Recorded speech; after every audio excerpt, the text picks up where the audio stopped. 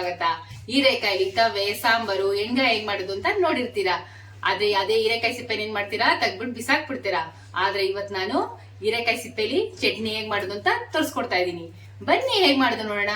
ನಮ್ ಚಾನೆಲ್ ನ first time ನೋಡ್ತಿರೋರು subscribe ಮಾಡೋದ್ ಮರಿಬೇಡಿ. ಲೈಕ್ ಮಾಡಿ, ಶೇರ್ ಮಾಡಿ, ಕಮೆಂಟ್ ಮಾಡಿ. ಇವಾಗ ಚಟ್ನಿಗೆ ಒಂದೊಂದೇ ಪದಾರ್ಥಗಳ ಹುರ್ಕೊಂಡ್ಬಿಡೋಣ. ಇವಾಗ 1 ಟೇಬಲ್ ಸ್ಪೂನ್ ಎಣ್ಣೆ ಹಾಕೊಂತ ಇದೀನಿ. 2 ಟೇಬಲ್ ಸ್ಪೂನ್ ಕಡಲೆಬೇಳೆ ತಗೊಂಡಿನಿ, ಅದನ್ನ ಹುರ್ಕೊಂಡ್ಬಿಡೋಣ. ಇವಾಗ ಅದು ಕೆಂಪಾಗಂಗೆ ಹುರ್ಕೋಬೇಕು. ಮೀಡಿಯಂ ಫ್ಲೇಮ್ ಮೇಲೆ ಹುರ್ಕೋಬೇಕು. ನೋಡಿ, ಈ ತರ ಗೋಲ್ಡನ್ ಕಲರ್ ಬರಬೇಕು. ಇವಾಗ ಆಗಿದೆ. ಇದನ್ನ ತಟ್ಟೆಗೆ ಒಗ್ಸ್ಕೊಂಡ್ಬಿಡೋಣ. ಇವಾಗ ಇದಕ್ಕೇನೆ 2 ಟೇಬಲ್ ಸ್ಪೂನ್ ಉದ್ದಿನ ಬೇಳೆ ತಗೊಂಡಿದೀನಿ, ಅದನ್ನು ಹುರ್ಕೊಂಡ್ಬಿಡೋಣ.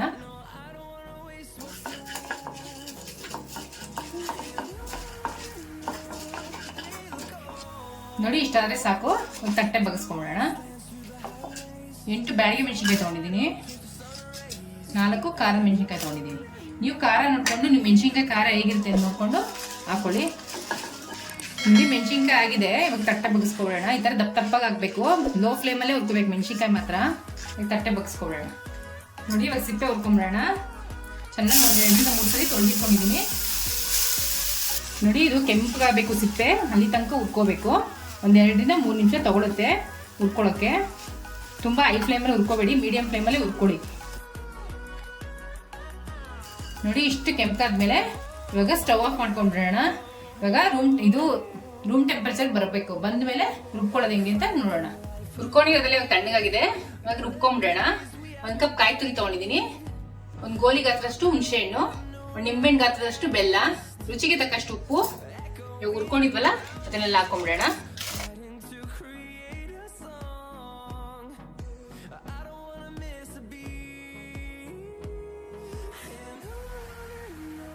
ಫಸ್ಟ್ ಇವಾಗ ಇದನ್ನ ಗ್ರೈಂಡ್ ಮಾಡ್ಕೊಂಡ್ಬಿಡೋಣ. ನೋಡಿ, ಇಷ್ಟು ರುಬ್ಕೊಂಡಾದ್ಮೇಲೆ ಹೀರೆಕಾಯಿ ಸಿಪ್ಪೆ ಉದಿಟ್ಕೊಂಡಿದ್ವಲ್ಲ ಅದನ್ನ ಹಾಕೊಂಡು ರುಬ್ಕೋಬೇಕು. ಇವಾಗ ಇದನ್ನ ರುಬ್ಕೊಂಡ್ಬಿಡೋಣ. ನೋಡಿ, ಈ ತರ ರುಬ್ಕೋಬೇಕು. ಈ ರುಬ್ಕೊಂಡಾದ್ಮೇಲೆ ಇವಾಗ ಸರ್ವಿಂಗ್ ಬೌಲ್ಗೆ ಶಿಫ್ಟ್ ಮಾಡ್ಕೊಂಡ್ಬಿಡೋಣ. ಇವಾಗ ಚಟ್ನಿಗೆ ಒಂದು ಒಗ್ಗರಣೆ ಹಾಕೊಂಡ್ಬಿಡೋಣ. 2 ಟೇಬಲ್ ಸ್ಪೂನ್ ಎಣ್ಣೆ ಹಾಕೊತೀನಿ. ನೋಡಿ, ಎಣ್ಣೆ ಕಾದಿದೆ. ಒಂದು 1/2 ಟೇಬಲ್ ಸ್ಪೂನ್ ಸಾಸಿವೆ, 1 ಟೇಬಲ್ ಸ್ಪೂನ್ ಉದ್ದಿನಬೇಳೆ, 2 ಬ್ಯಾಡಗಿ ಮೆಣಸಿನ್ಕಾಯಿ ಕಟ್ ಮಾಡ್ಕೊಂಡಿದ್ದೀನಿ, ಅದನ್ನ ಹಾಕೊತಾ ಇದ್ದೀನಿ. ಒಂದು ಸ್ವಲ್ಪ ಕರ್ಬೇವಿನ ಸೊಪ್ಪು,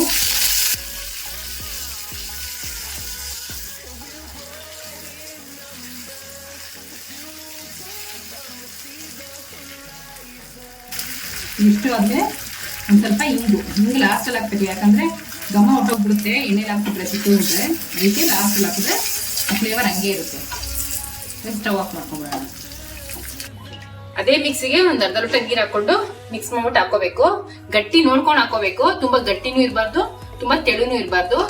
ಚಟ್ನಿ ಅದಕ್ಕೆ ಇರ್ಬೇಕು. ನೋಡಿ, ಇದು ಕರೆಕ್ಟ್ ಆಗಿದೆ. ಇವಾಗ ಒಂದು ಒಗ್ಗರಣೆ ಹಾಕೊಂಡ್ಬಿಡೋಣ. ಇದಕ್ಕೆ ಹೀರೆಕಾಯಿ ಚಟ್ನಿ ತಿನ್ನಕ್ ರೆಡಿ ಆಗಿದೆ.